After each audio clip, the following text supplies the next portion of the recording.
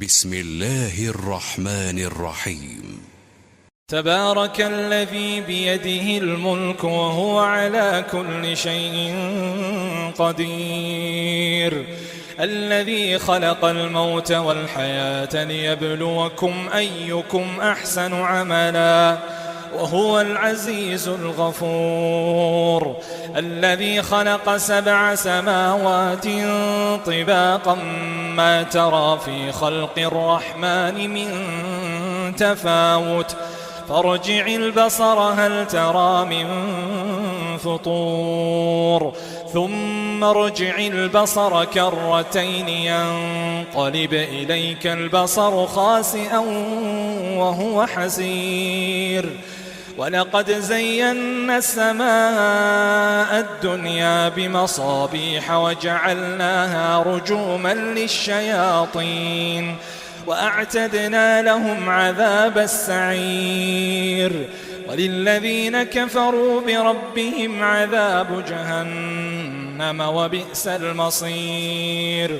إذا ألقوا فيها سمعوا لها شهيقا وهي تفور تكاد تميز من الغيظ كلما ألقي فيها فوج سألهم خزنتها ألم يأتكم نذير قالوا بلى قد جاءنا نذير فكذبنا وقلنا ما نزل الله من شيء إن أنتم إلا في ضلال كبير، وقالوا لو كنا نسمع أو نعقل ما كنا في أصحاب السعير، فاعترفوا بذنبهم فسحقا لأصحاب السعير.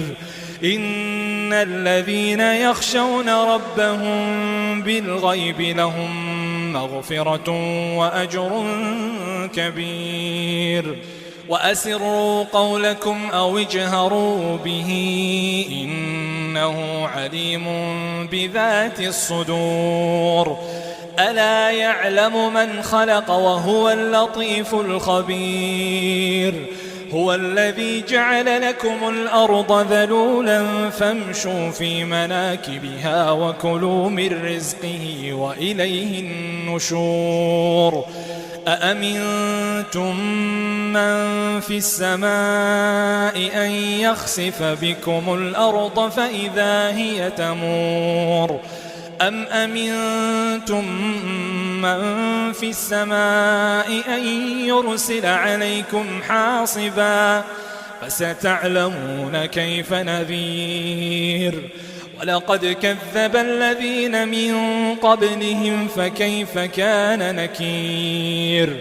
أولم يروا إلى الطير فوقهم صافات ويقبضن ما يمسكهن إلا الرحمن إنه بكل شيء بصير. أمن هذا الذي هو جند لكم ينصركم من دون الرحمن إن الكافرون إلا في غرور. أمن هذا الذي يرزقكم إن أمسك رزقه بل لجوا في عتو ونفور. أفمن يمشي مكبا على وجهه أهدى أمن يمشي سويا على صراط مستقيم. قل هو الذي أنشأكم وجعل لكم السمع والأبصار والأفئدة قليلا ما تشكرون.